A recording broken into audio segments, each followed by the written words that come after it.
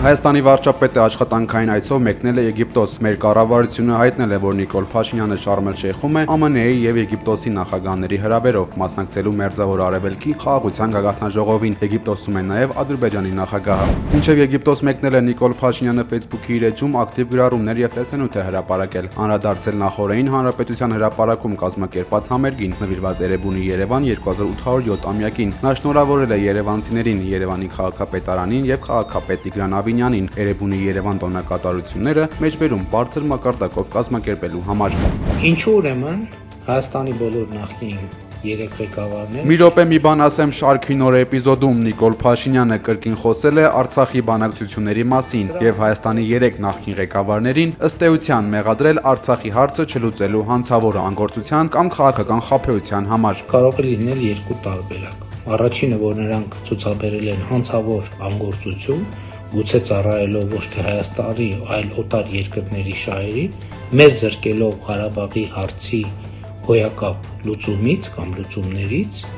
եւ երկրորդ տարբերակը, որ նրանց կողմից նկարագրվող այդ հոյակապ լուծումները պարզապես մտավարժանքի վրա հիմնված քաղաքական խաբեություն են եւ դրանց իրագործումը երբեք էլ հնարավոր չի եղել։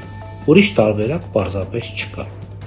Ազգային բարերար Սամվել Կարապետյանին առաջադրվել է եւս մեկ մեղադրանք, հայտնել է նրա փաստաբանական խումբը։ Հայտարարությունում մասնավորապես նշվում է մեջբերում առանց կարճելու տնտեսական բնույթի մեղադրանքներով դրվագները, այսինքն պարզապես անտեսելով դատարանի պարտադիր կատարման որոշումները, քննչական մարմին օրերը սահմանել է շարունակական ապօրինության նոր նշաձող, առաջադրել տնտեսական բնույթի եւս մեկ մեղադրանք, առանց որևէ առնչության տվյալի, առանց որևէ նվազագույն իրավական եւ օրինական հիմքի։ Այս գործողություններն իրավական տրամաբանությունից դուրս են։ Սամվել Կարապետյանի նկատմամբ քաղաքական հետապնդման անվիճելի հանգամանքը հաստատված է 2025 թվականի հունիսի 17-ին սոցիալական ցանցերում նրա նկատմամբ հաշվեհարդարի հրապարակային խոստումով եւ իրավապահներին արված ցուցումներով։ Միաժամանակ վստահաբար ուշադրության է արժանի այն հանգամանքը, որ երբ նույնիսկ պաշտպանության կողմը որևէ տվյալ չուներ կալանքի երկարաձգման միջնորդության վերաբերյալ, իշխանական լրատվամիջոցը հղում կատարելով իր աղբյուրներին արդեն հրապարակել էր նման տվյալ, նշված է գործարար Սամվել Կարապետյանի փաստաբանների հայտարարությունում։ Հոկտեմբերի 17-ին լրանում է Սամվել Կարապետյանի երկրորդ անգամ երկարաձգված կալանքի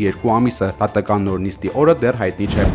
Պետք է ամեն օր մի ոտ ավելի արագ լինեն, քան հարևանները։ Այս շաբաթ Սամվել Կարապետյանի գլխավորած մեր ձևով շարժումը հանրահավաք կանցկացնի Ազատության հրապարակում ազգային բարերարին ազատ արձակելու պահանջով։ Այս մասին հայտարարվել է մեր ձևով շարժման հավաքի ժամանակ։ Իդեպ Կարապետյանի ղեկավարած շարժմանն արդեն միացել է 5000 կամավոր։ Շարժման համակարգող Նարեկ Կարապետյանը հայտարարել է, որ վարչապետի իրենց տեխնացուն կլինի ընդունելի եւ բոլորը կհավանեն նրան։ Տեխնացուի ով լինելը կբացահայտեն քաղաքական ուժի գրանցման մասին հայտարարությունից հետո։ Մինչ դա մեր ձևով շարժումը շարունակելու է մարզային այցերը, ներկայացնելով Հայաստանի քաղաքներն ու գյուղերը զարգացնելու իրենց ծրագիրը։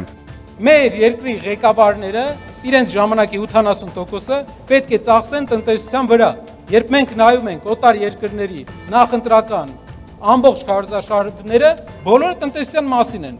Նայում ենք Հայաստանինը, բոլորը իրար մասին է։ Մարդիկ իրար մասին են մենակ խոսում։ Կյանքի, ասում են, ինչ կապ ունի Թալինում ինչ ես կառուցելու։ Երկրում դու պետք է քաղաքական ինչ-որ միտք տաս։ Բայց Թալինում կառուցած գործարանից, Արմավիրում կառուցած մթերման կայանից է մեր երկրի տնտեսությունը ստեղծվում։ Մրցակցությունը ստեղծվում։ Եթե մենք մեր շրջանները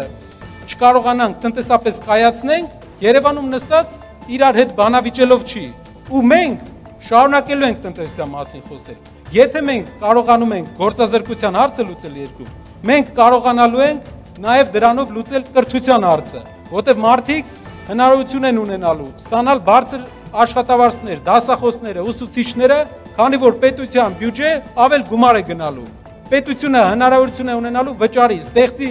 նեղ մասնագիտացված դպրոցներ, կրթահամալիրներ, որ մենք 21-րդ դարում մրցակցային լինենք։ Արամուսում տղամարդը սպանել է իր հարևան ամուսիններին։ Ոստիկանները կիրակից 3-ը գյուղի դաշտամիջյան հատվածում հայտնաբերել են Արամուսի բնակիչներ 64-ամյա տղամարդու եւ նրա 59-ամյա կնոջ դիերը հրազենային վնասվածքներով։ Ըստ նախնական վարկածի 61-ամյա հարևանը սպանության օրը առավոտյան ինչ-որ հարցի շուրջ վիճաբանել է ամուսինների հետ, ապա նրանց հետևից գնացել է գյուղի դաշտ եւ կրակել որսորդական հրացանով։ Սպանության մեջ կասկածվողը ձերբակալվել է, նախաձեռնվել է քրեական վարույթ։ ԱՄՆ նախագահ Դոնալդ Թրամփը ժամանել է Իսրայել, նրան դիմավորել են Իսրայելի նախագահ Իցհակ Հերցոգը ու վարչապետ Բենյամին Նեթանյահուն։ Թրամփը ելույթ կունենա Իսրայելի խորհրդարանում։ Այս իրադարձությանը զուգահեռ Գազայում գերիների եւ բանտարկյալների փոխանակում է տեղի ունենում։ Ըստ երրակողմ պայմանավորվածության պատանների փոխանակումից հետո կողմերը քննարկելու են Գազայի կառավարման եւ վերակառուցման Համասի ապագայի հարցերը։ ԱՄՆ նախագահը նաեւ հանդիպելու է իսրայելցի պատանների ընտանիքների հետ։ Աֆղանստանի եւ Պակիստանի սահմանին վերջին օրերին բռնկված զինված բախումները հանգեցրել են լուրջ լարվածության։ Երկու կողմերն էլ հաղորդել են ծանր կորուստների մասին։ Հիմնական սահմանային անցակետերը փակվել են, կատվածահար անելով երկու երկրների միջև առևտրային եւ մարդատար հաղորդակցությունը։ Հարյուրավոր աֆղանցի փախստականներ եւ քաղաքացիներ մնացել են սահմանին։ Բախումները սկսվել են այն բանից հետո, երբ աֆղանական ուժերը պատասխան կրակ են բացել Պակիստանի դիրքերի վրա։ Քաբուլի պաշտպանության նախարարությունը գործողությունները որակել է անօրինական եւ ագրեսիվ, իսկ Իսլամաբադը պնդել է, թե իր օդային հարձակումները ուղղված են եղել Թալիբան խմբավորման անդամների դեմ։ Իր հերթին Թալիբան շարժումը հերքել է իր աջակցությունը Պակիստանի դեմ գործող որևէ զինված խմբավորման։ Պակիստանի անվտանգության աղբյուրները տարածել են տեսանյութեր, որտեղից նրանց երևում է աֆղանական սահմանային օբյեկտների ոչնչացումը, սակայն Քաբուլը հայտարարել է, որ դադարեցրել է հարձակումները։ Այս պահին երկու երկրների սահմանային շրջաններում լարվածությունը պահպանվում է, անցակետերը շարունակում են փակ մնալ։